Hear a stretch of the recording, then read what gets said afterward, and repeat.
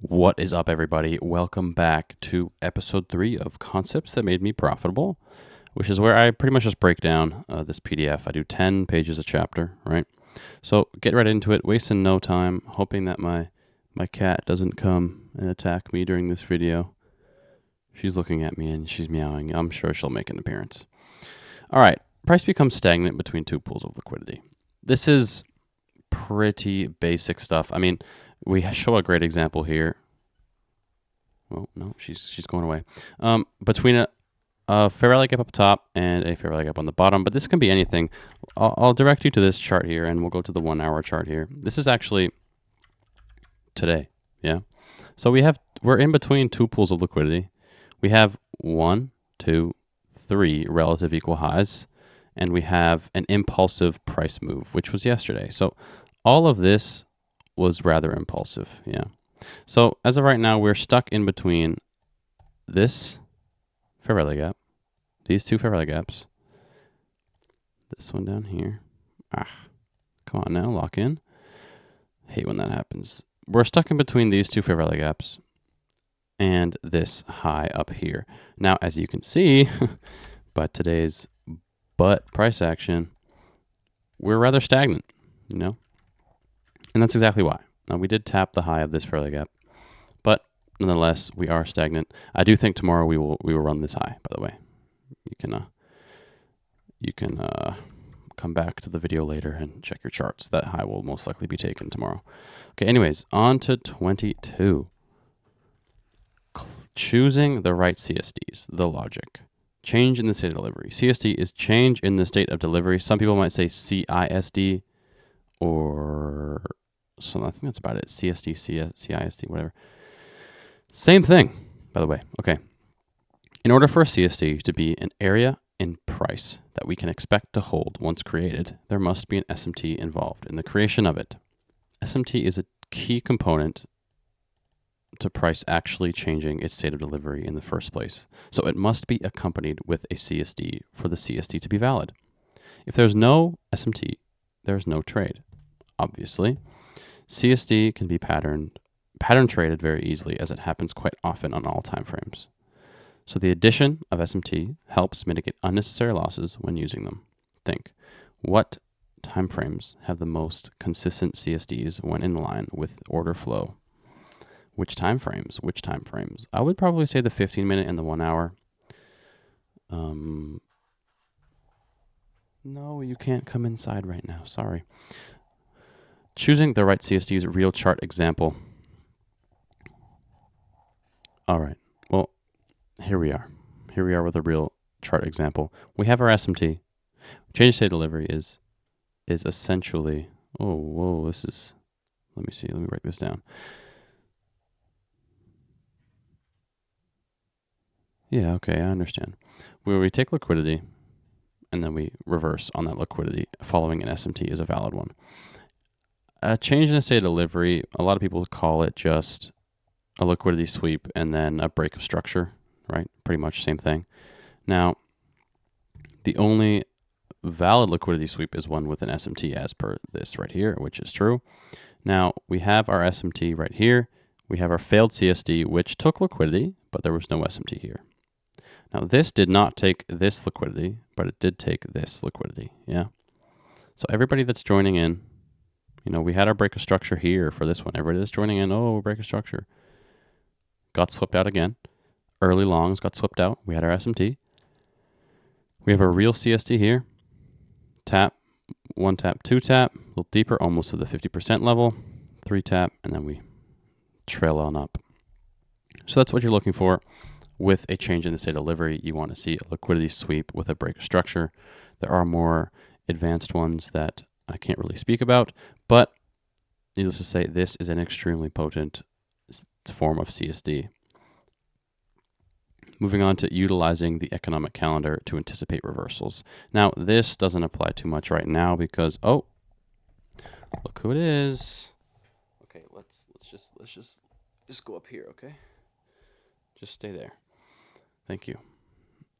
Are you gonna? Okay. This doesn't mean too much to us right now because of the government shutdown. right? So that being said, I'll touch on this briefly, but until the government is back up and running, we don't really have news.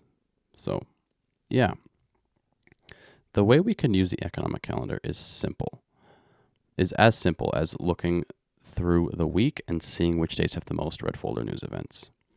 With this information, we now have a rough idea of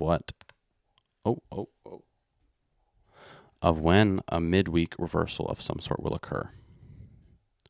So that being said, it essentially is just like looking, okay, on this example down here, we have CPI. This is what we're looking for. This is what we're looking for here. We can anticipate that Wednesday being the reversal day of the week. Now, I don't know why that S is lowercase. It really bothers me. Take a look at the week shown below in Forex Factory. Just with this information alone, we can anticipate that Wednesday or Thursday will create the high or low of the week, taking into account there could be SSMT that forms between those days. Now, you'd look for hourly, weekly cycle Tuesday to Wednesday or Wednesday to Thursday for low or high of the week on this exact calendar. You know beforehand what to look for. That's the incredible part of trading quarterly theory and utilizing the economic calendar. Moving on. Again, I'm not going to edit these videos, so all the mistakes are going to be in here. You guys are getting the real raw me. Pause. Yo, that's crazy. Anyways, yeah, so cats will be distracting me. Okay, real chart example. This exact week, from up here, is Wednesday high of the week. And I bet you there is some form of SMT up here. And if there isn't, that's just how it is sometimes. Roadmap says anticipate Wednesday, Thursday, high or low of the week. And we get Wednesday, high of the week.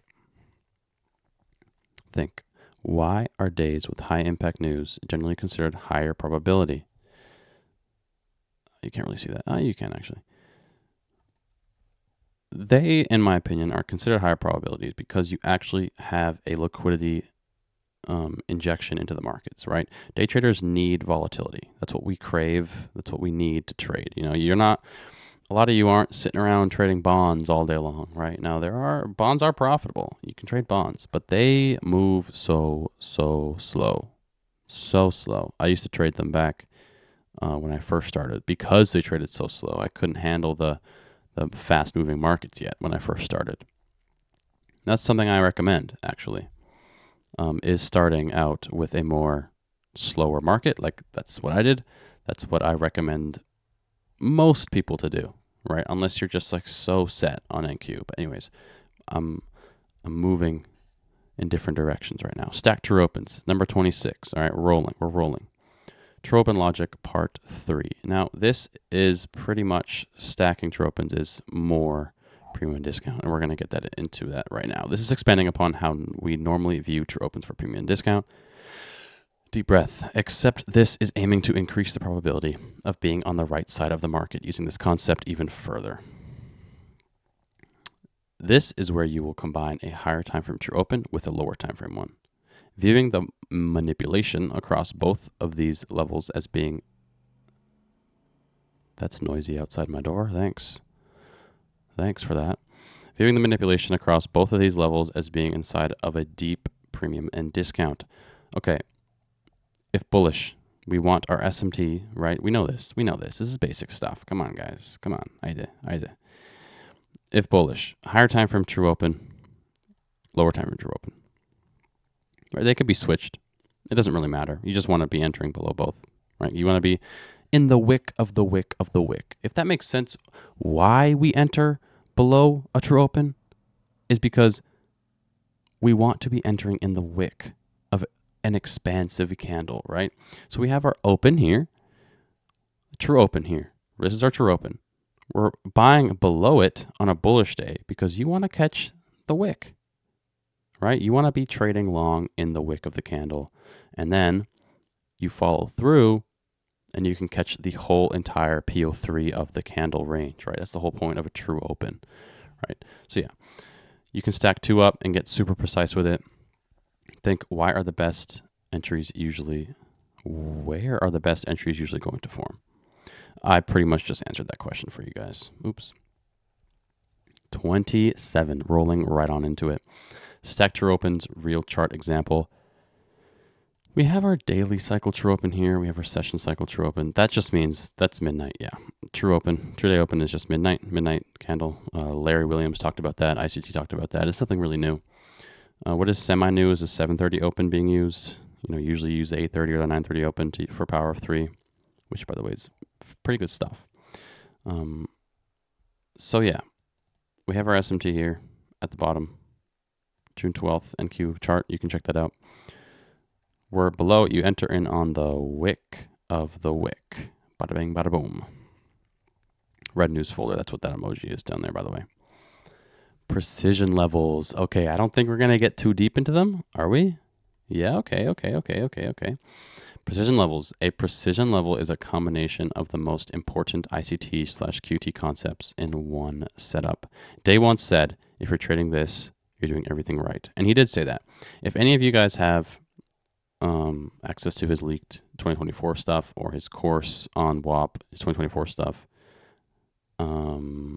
he did actually say this in one of the beginning episodes. I have it all in one of my notebooks around here. So what's in them? SMT/sequential SMT, a key level, a true open, a lower time frame entry, right? And we're going to show you how to use them, right? So in this example, we have all these checked off. Precision level. This is how you use it. You look for your SMT, right? You look for your order block, and you look for your true open.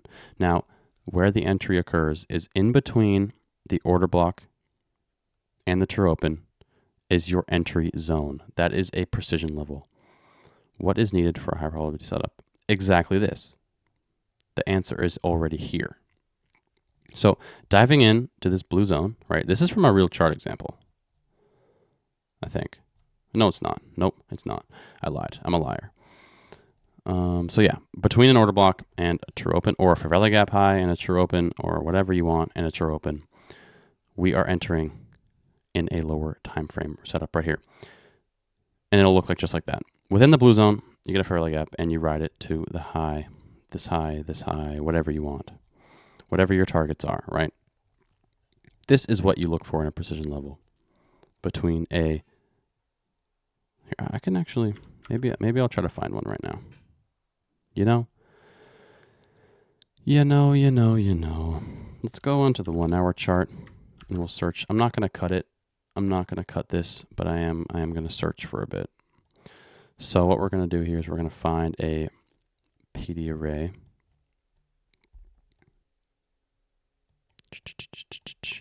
We'll use this new week opening gap here as our PD array, right? Use this new week opening gap, and we'll use this true week open. Maybe not. We'll use a lower time frame true open. True open. True open. Okay. So that means we are looking for entries right in this blue zone as soon as we hit that new week opening gap, which is our PD array.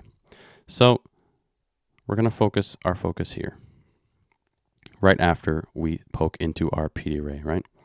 So we're looking PD array high, just like in this example, true day open, right? Okay. We'll drop down to a 3-minute chart. We'll scroll on over.